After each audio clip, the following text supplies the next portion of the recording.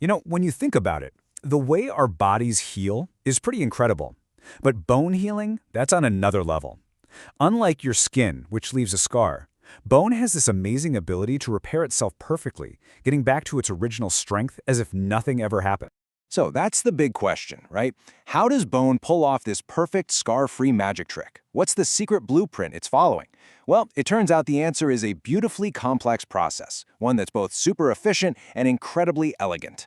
You can really break down the whole healing journey into three main stages. First, you've got the immediate emergency response. That's the inflammatory phase. Then comes the heavy lifting, the actual building phase, which we call the reparative phase. And finally, the finishing touches, the remodeling phase, which can actually go on for years. Let's walk through it. Okay, so let's start right at the moment of injury. The very first phase isn't about building anything new. Nope. It's all about crisis management, sounding the alarm and getting the site prepped for the construction crew.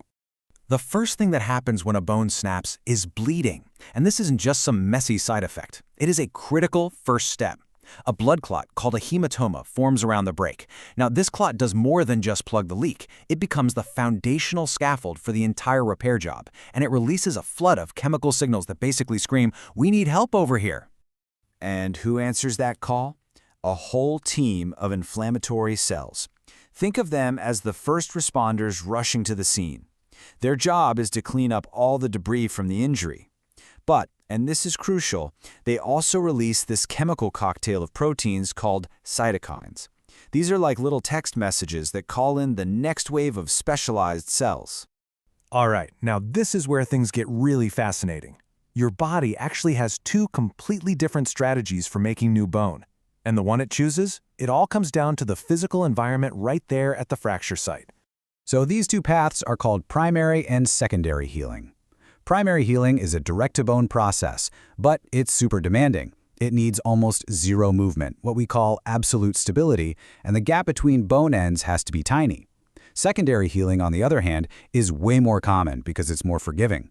It first builds a temporary bridge out of cartilage, which then gets replaced by bone. This approach can handle bigger gaps and a bit more wiggling. And this chart illustrates that choice perfectly.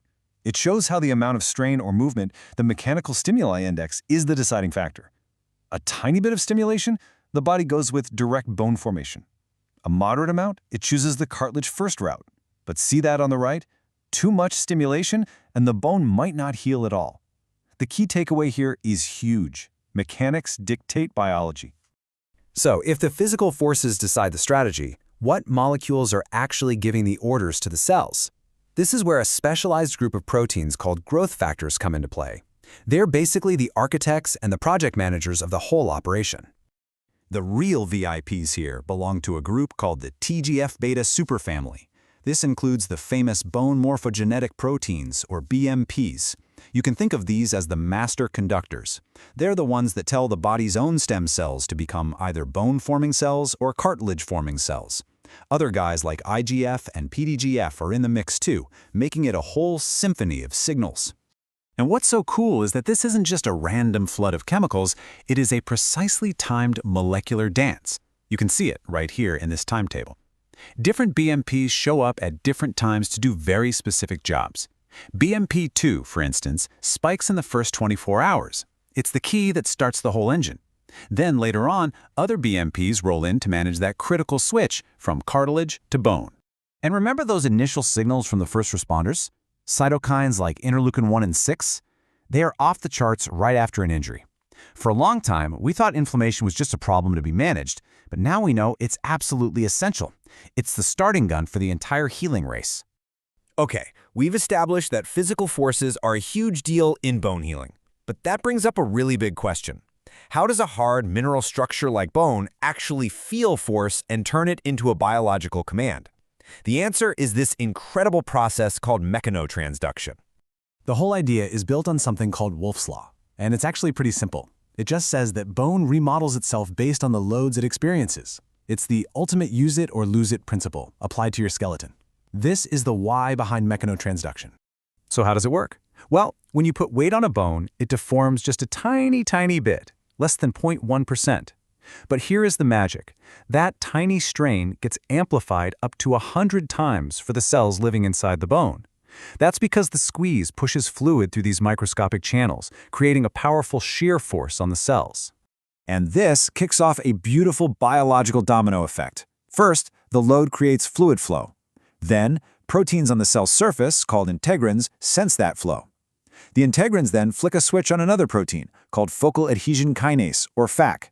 FAK then launches this chain reaction of signals, including the super important WINNT signaling pathway, which tells the cell's nucleus, hey, time to get to work building bone. Just like that, a physical force becomes a biological command. So who is the hero of this part of the story? It's the osteocyte. These amazing star-shaped cells make up over 90% of the cells in your bones. They're trapped inside the bone matrix, where they form this vast, interconnected network, constantly sensing forces. They are the master conductors, telling the bone-building cells and the bone-removing cells what to do and where to do it. Now, for a network to work, the cells have to talk to each other, right? Well, they have two main ways of doing it. On one hand, you've got gap junctions. You can think of these as direct, hardwired tunnels connecting one cell to the next for super-fast private communication. Then you have ion channels, which are more like gates that open up in response to stress, letting ions like calcium rush in and broadcast a signal to the whole neighborhood. Okay, so we've covered the emergency response, the molecular architects, and the force sensors. Now let's put all those pieces together and look at the whole unified healing engine at work. So after that bony bridge, the callus, is built, the job still isn't done. That initial bone is kind of weak and messy, so the final remodeling phase, which can take years, is like a meticulous sculpting project.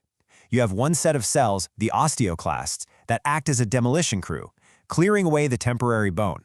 And then another set, the osteoblasts, follow right behind, laying down strong, perfectly organized bone until it's back to its original shape. So if you want to boil it all down, a successful bone repair relies on these three interconnected pillars. You need the right mechanical forces to choose the path. You need the right molecular signals to act as the architects. And you need a healthy cellular workforce to actually do the building. Surgeons even have a name for this, the diamond concept, which also includes having a good blood supply. If any one of these pillars fails, the whole project can fail. And you know, this isn't just a fascinating biology lesson. Understanding this process on a deep level is absolutely vital in the clinic. It's how we're developing new treatments for people who suffer from fractures that don't heal right, using things like synthetic BMPs to give that molecular pillar a jump start. Which really leaves us with a final, pretty exciting thought. We are slowly but surely decoding one of nature's most perfect blueprints for regeneration.